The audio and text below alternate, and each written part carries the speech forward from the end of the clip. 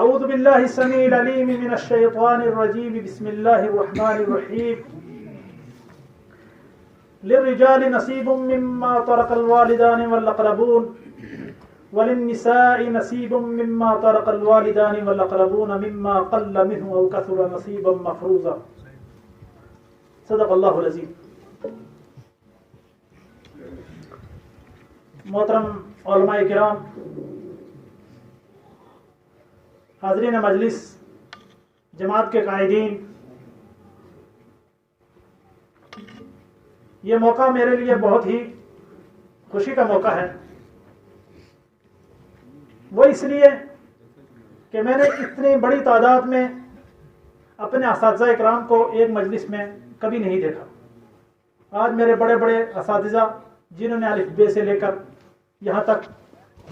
میرا ساتھ دیا، تعلیم دی، وہ موجود ہیں. اور دوسرا خوشی کا مقام یہ ہے کہ اس بستی کے اندر، جو کہ ایک بہت بڑی اکائی ہے ہماری جماعت کی، مجھے پہلی مرتبہ حاضر ہونے کا موقع ملا. مجھے جو موضوع دیا گیا، یہ موضوع ایک بہت ہی چھوٹا موضوع ہے، ایک بہت ہی مختصر موضوع ہے. وہ اس لیے کہ ہمارے علماء کرام واعظین جن کے خطابات آپ سنتے ہیں، جو ہمارے جمعے کے خطبے ہوں یا عام واعظ کی مجلسیں ہوں، اس میں اس مسئلے کو بہت ہی کم بیان کیا جاتا ہے. اس اعتبار سے یہ مسئلہ ایک بہت ہی مختصر اور بہت ہی چھوٹا مسئلہ ہے. لیکن جب ہم دوسرے اعتبار سے دیکھتے ہیں تو یہ بہت بڑا مسئلہ ہے، اور بہت بڑا مسئلہ اس قدر ہے کہ اس کی خود وضاحت حدیث کے اندر موجود ہے، فَإِنَّهَا نِصْفُ الْعِلْمِ، کہ یہ نصف علم ہے. جتنے بھی اسلامی علوم ہیں، ان سارے اسلامی علوم میں سے نصف یعنی آدھا علم، علم میراث، علم الفرائض، اس کو کہا گیا ہے. تو اس اعتبار سے تو یہ بہت بڑا مسئلہ ہے. لیکن اس مسئلے کو ہم اپنے مجلسوں میں بہت کم سنتے ہیں، اور جس چیز کو ہم سنتے نہیں پھر اس پر عمل بھی نہیں ہوتا، کیونکہ وہ ایک عربی کا مقولہ ہے کہ جس چیز کو انسان پسند کرتا ہے، من احب ذکرہ،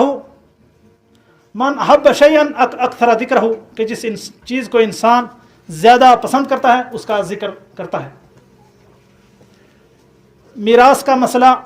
یا ترکے کا مسئلہ یا علم الفرائض، یہ ایک ایسا مسئلہ ہے کہ قرآن مجید کے اندر اس کو جتنی شفافیت کے ساتھ اور جتنی وضاحت کے ساتھ بیان کیا گیا ہے، کسی مسئلے کو اس قدر وضاحت اور اس قدر تفصیل کے ساتھ نہیں بیان کیا گیا. کیونکہ آپ جانتے ہیں کہ قرآن مجید یہ مسائل کی کتاب نہیں ہے، یہ احکام کے بیان کرنے کی کتاب نہیں ہے، یہ صرف عقیدے کے مسائل کو بیان کرنے کی کتاب ہے، اور عقیدے کے مسائل کو ہی قرآن مجید کے اندر وضاحت کے ساتھ بیان کیا گیا ہے. باقی دوسرے جو احکام ہیں، فقہی احکام، وہ اگرچہ ذکر ہیں لیکن مختصر. ہم 5 وقت کی نماز ادا کرتے ہیں، 5 وقت کی نماز میں اذان کس طرح دینی ہے، وضو کس طرح ہے، نماز میں رکوع سجود، یہ سارے تفصیلات آپ کو قرآن مجید میں نہیں ملیں گی. اسی طرح اقیموا الصلاۃ وآتوا الزکاۃ اور سارے کے سارے مسائل یہ آپ کو قرآن مجید کے اندر بہت ہی مختصر ملیں گے. یعنی صرف اس کا حکم ملے گا، لیکن اس کی تفصیلات یہ قرآن مجید کے اندر آپ کو نہیں ملے گی. لیکن یہ جو مسئلہ جس کو میں نے پہلے سب سے چھوٹا مسئلہ کہا، یہ ایک ایسا مسئلہ ہے کہ اس کو قرآن مجید کے اندر جس قدر وضاحت کے ساتھ بیان کیا گیا ہے، ایسا اور کوئی مسئلہ نہیں. اور دوسری بات کہ جو مسائل ہیں، فقہی مسائل، ان کے اندر اختلافات پائے جاتے ہیں، لیکن یہ ایک ایسا مسئلہ ہے کہ اس کے اندر اختلاف کی گنجائش نہیں اور نہ کے برابر ہے. یا تو ہم یہ کہیں گے کہ بالکل نہیں، اور یا ہم یہ کہیں گے کہ نہ کے برابر ہے. میراث کے مسائل، اس طرح کے مسائل کہ جس طرح ایک مختصر سی عقل رکھنے والا، مختصر ذہن رکھنے والا انسان وہ جانتا ہے کہ 2 اور 2 4 ہیں، 4 اور 2 4 8، اسی طرح میراث کے مسائل بھی قرآن مجید کے اندر بیان کر دیے کہ اس میں کسی اختلاف اور کسی عقل لڑانے کی کوئی ضرورت نہیں ہے۔ تو میراث کے مسائل اور یا میراث کا موضوع، فرائض کا موضوع مختصر طور سے آپ کے سامنے میں 3 نکات کے اندر پیش کرنے کی کوشش کروں گا۔ اللہ تعالیٰ سے دعا ہے کہ اللہ تعالیٰ مجھے بھی اس پر عمل کرنے کی توفیق عطا فرمائے اور سامعین کو بھی اس پر عمل کرنے کی توفیق نصیب کرے۔ سب سے پہلے میراث کی فضیلت اور اس کی اہمیت، دوسرے نمبر پر حسابات یعنی اس کے چند مسائل، اور تیسرے نمبر پر جو تیسرا نقطہ کہ وہ کیا اسباب ہیں، وہ کیا مشکلات ہیں، وہ کیا چیزیں ہیں جس کی وجہ سے ہمارے معاشرے میں اس مسئلے کو کم بیان کیا جاتا ہے یا اس پر عمل کم کیا جاتا ہے۔ تو سب سے پہلے اس کی فضیلت کے بارے میں جب ہم آتے ہیں، قرآن مجید کی ایک سورت جس کو سورہ نساء کہتے ہیں، یہ سورت جب اس کی ابتدا ہوتی ہے تو اس کی ابتدا اسی سے ہوتی ہے۔ اللہ رب العزت نے لوگوں کو ان کی پیدائش یاد کرائی۔ سب سے پہلے یا ایھا الناس اتقوا ربکم الذی خلقکم من نفس واحدہ وخلق منها زوجہا وبث منہما رجالا کثیرا ونساء، یہ آیت، اور اس کے بعد یعنی اس میں اللہ رب العزت نے انسان کو اس کی تخلیق یاد کرائی کہ انسان ایک مرد اور عورت سے پیدا کیا، اور مرد اور عورت کے درمیان کوئی فرق نہیں رکھا، کیونکہ اسلام سے پہلے اور آج بھی صرف ایک ایسا مذہب اسلام ہے جس نے عورتوں کو جائیداد کے اندر، پراپرٹی کے اندر اس کے والد کے یا اس کے وارث کے مرنے کے بعد حق دیا، ورنہ دنیا کی کائنات کی کوئی مذہب، کوئی تہذیب ایسی نہیں ہے جس میں عورتوں کو وہ حق دیا گیا ہو۔ مشرکین مکہ، وہ دور جس میں نبی اکرم صلی اللہ علیہ وسلم مبعوث ہوئے، تشریف لائے، اس میں عورتوں کو حق نہیں دیا جاتا تھا۔ ان کا یہ خیال یہودیت سے آیا کہ یہودی سب بہت پرانا مذہب ہے، اس کے اندر ان کا یہ ماننا تھا، ان کا یہ فلسفہ تھا کہ انسان کی نسل جو ہے یہ عورت سے نہیں مرد سے چلتی ہے، لہٰذا مرد کو ہی حصہ دیا جاتا تھا، عورتوں کو حصہ نہیں دیا جاتا تھا۔ اور بعض معاشروں کے اندر تمام مردوں کو یعنی کہ والد کی جو اولاد ہے اس میں صرف جو ذکور ہیں، جو مرد ہیں، انہیں کو حصہ دیا جاتا تھا اور سب کو دیا جاتا تھا، عورتوں کو نہیں دیا جاتا تھا۔ اور بعض معاشرے، بعض سوسائٹیاں ایسی تھیں کہ جس میں صرف جو اس کا بڑا لڑکا ہوتا تھا اسی کو حصہ ملتا تھا، اور بقیہ دوسروں لوگوں کو اس کا حصہ نہیں دیا جاتا تھا، جس کے الگ الگ فلسفے اور الگ الگ دلیلیں اس دور کے اندر بیان کی جاتی تھی۔ لیکن یہ اسلام نے اس مسئلے کو اس قدر وضاحت کے ساتھ بیان کیا کہ جب اس کے سارے نکات اس کے اوپر انسان غور و فکر کرتا ہے تو اس سے پتہ چلتا ہے کہ واقعتاً یہ مذہب یہ قیامت تک قائم رہنے والا مذہب ہے، اور یہ آخری مذہب ہے، اس کے بعد کسی تعلیم کی یا کسی حذف و اضافے کی کوئی ضرورت نہیں ہے۔ اس قدر اس کے مسائل کو وضاحت کے ساتھ قرآن مجید کے اندر اور نبی اکرم صلی اللہ علیہ وسلم کی حدیث کے اندر بیان کیا گیا۔ اور آپ جانتے ہیں کہ یہ مذہب اسلام یہ ایک آخری مذہب ہے، آخری دین ہے، اس کے بعد کوئی دین، کوئی شریعت، کوئی دعوت آنے والی نہیں ہے۔ اسی وجہ سے اس کو کتاب کے اندر ان تمام مسائل کو وضاحت کے ساتھ بیان کر دیا گیا۔ اس سے جو پہلے کی کتاب تھی انجیل، اس میں ان مسائل کا ذکر نہیں تھا، وہ اس لیے کہ جو انجیل وہ تورات کے تابع تھی، مختصر مسائل میں اس میں اختلاف تھا، باقی ان کے لیے شریعت موسوی تھی، تو موسوی شریعت کے اندر جو مسائل تھے وہی ان کے لیے تھے، لیکن اس کے اندر وضاحت کے ساتھ بیان کر دیا۔ چنانچہ قرآن مجید کے یہ جو آیات میراث کے تعلق سے جس کے بارے میں میں نے آپ کو بتایا کہ تمام مسائل کو وضاحت سے جس کے اندر بیان کیا گیا، اس کا شان نزول بھی یہی ہے کہ ایک عورت جو ایک صحابی حضرت سعد بن ربی کی بیوی تھی، वो अल्लाह के नबी सल्लल्लाहु अलैहि वसल्लम के पास हाजिर हुई और अर्ज़ किया कि अल्लाह के रसूल, मेरे शोहर आपके साथ जंग करते हुए उहद में शहीद हो गए और मेरे शोहर का जो भाई है, जो मेरी बेटियों का चाचा है, वो उसने अपना सारा माल ले लिया है, वो मेरी बेटियों को हक नहीं देता है, माल में से कोई हक नहीं देता है। तो उस वक्त कुरान मजीद की ये आयत नाजिल हुई, सूरह निसा की आयत नाजिल हुई। और सूरह निसा की जो इब्तदाई आयत हैं, आप उनको देखें कि वो सारी माल के हक से मुताल्लिक हैं। कहीं पर औरतों का हक है, उससे पहले यतीमों का हक है, उसके बाद औरतों के महर का हक है, उसके बाद उन लोगों का हक है जो माशरे के अंदर जिनकी हालत सही नहीं है, जो मेंटली तौर से सही नहीं है, उनको माल देने से मना किया गया है। यानी कि ये सारी इब्तदाई आयात ये माल से मुतालिक है, जो इसके सबब नुज़ूल है। तो इसके सबब नुज़ूल में साद बिन रबी ने जब उनकी औरत ने जाकर नबी सल्लल्लाहु अलैहि वसल्लम के पास शिकायत की, तो नबी सल्लल्लाहु अलैहि वसल्लम ने फरमाया कि तुम्हारे लिए अल्लाह ताला का हुक्म आने वाला है, और उसके बाद ये आयतें नाज़िल हुई। उसके बाद हज़रत अबू हुरैरा रज़ी अल्लाह तआला अन्हु की हदीस है। हज़रत अबू हुरैरा रज़ी अल्लाह तआला अन्हु कहते हैं कि नबी आखिर ज़मान सल्लल्लाहु अलैहि वसल्लम ने फरमाया, तअल्लमुल फ़राइज़ व अल्लिमुहा, क्या लोगों फ़राइज़ सीखो, फ़राइज़ का इल्म सीखो। इसको फ़राइज़ भी कहते हैं, इसको इल्म में मीरास भी कहते हैं, इसको तरके का इल्म भी कहते हैं।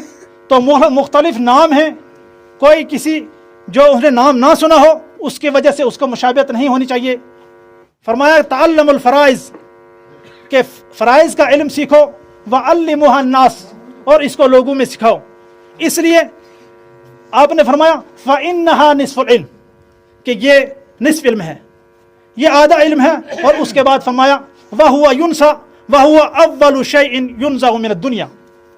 कि ये भूल जाने वाली चीज़ है, इसको अक्सर लोग भूल जाएंगे। और उसके बाद फरमाया कि ये वो इल्म है जो सबसे पहले दुनिया से उठा लिया जाएगा। दुनिया से सबसे पहले जो इल्म उठा लिया जाएगा वो इल्म मीरास है। मीरास यानी एक शख्स के मरने के बाद,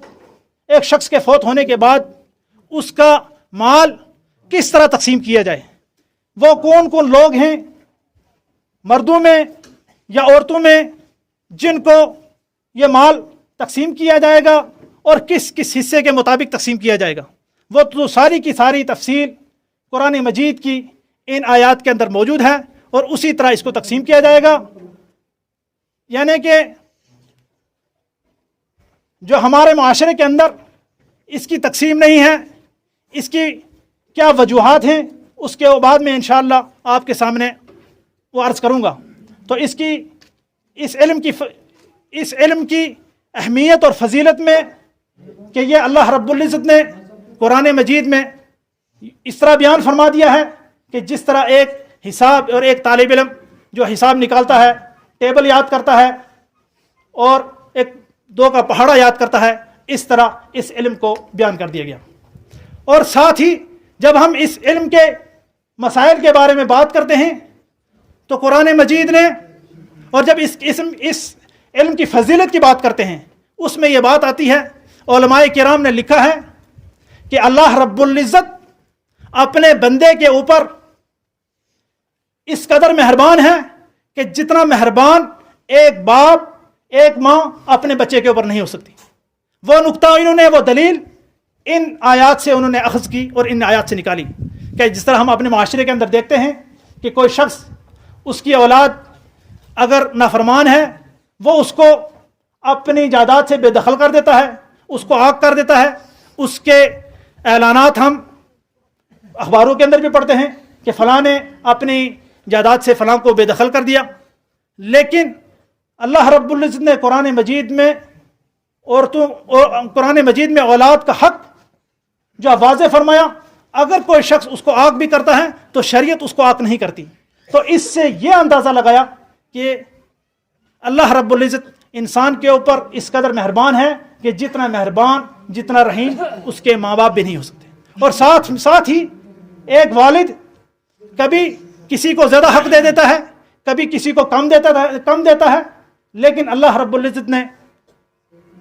ان کا حق جو ہے مقدر کر دیا, ان کا حق جو ہے اللہ رب العزت نے واضح کر دیا. نہ اس میں سے کم دیا جائے گا اور نہ اس میں سے زیادہ کیا جائے گا.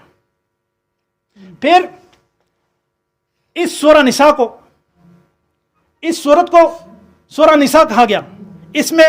سب لوگوں کا ذکر تھا, لیکن اللہ رب العزت نے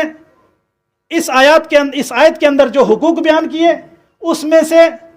عورتوں کو سب سے پہلے نمبر پر ذکر کیا, عورتوں کا سب سے پہلے ذکر کیا اور مردوں کا بعد بھی ذکر کیا. یعنی کہ جو عورتوں کے حقوق ہیں, آج دنیا کہتی ہے کہ اسلام کے اندر ہمیں الزام لگاتی ہے کہ اسلام کے اندر عورتوں کے حقوق کم ہیں. وہ اس وجہ سے کہ ہم نے عورتوں کو ان کے حقوق نہیں دیے, عورتوں کو ان کے حقوق ہم نے نہیں دیے, ورنہ اسلام نے سب سے پہلے عورتوں کا ذکر کیا اور مردوں کا ذکر اس کے بعد کیا. یعنی کہ ایک شخص مرنے والا, اس کی اگر بیٹیاں ہیں, اس کی بیوی ہے, اس کی دادی ہے, سب سے پہلے ان کو مقدر حصہ دیا, ان کو مقرر حصہ دیا. بعد میں جو بچنے والا ہوگا مال وہ دوسروں کے اندر تقسیم کیا جائے گا, لیکن عورت کو یا اس کے بعد اس کی ماں کو یا اس کی مرنے والے کی بیٹیاں ہیں, ان کو فرض مقدر اور مقرر حصہ یعنی خاص, نہ اس میں سے کم کیا جائے گا نہ اس میں سے زیادہ کیا جائے گا, بلکہ جو دوسرے ہیں ان کو کبھی کم ملے گا کبھی زیادہ ملے گا. اگر ان کو کم اور زیادہ مل سکتا ہے, لیکن عورتوں کو پہلے درجے پر رکھا اور ان کو مقرر اور معین حصہ دیا. اس سے یہ پتہ چلتا ہے کہ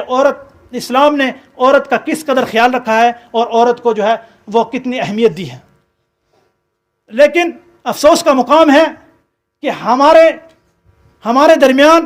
عورتوں کی نہ تو کوئی عورتوں کو مقرر جائیداد میں حصہ ملتا ہے, نہ ان کو اس میں اہمیت دی جاتی ہے. اس کی مثالیں بہت ساری آپ کے سامنے موجود ہوں گی. آپ عورتوں کو میراث کے اندر حصہ نہ دینے کی ایک مثال, کئی مثالیں موجود ہیں. میں اس کی ایک مثال آپ کے سامنے ذکر کر سکتا ہوں کہ آپ کسی بھی سرکاری دفتر کے اندر جائیں, خصوصاً وہ دفاتر جن کے اندر جو ہے زمینوں کا ریکارڈ موجود ہے, کسی پٹواری سے آپ ملیں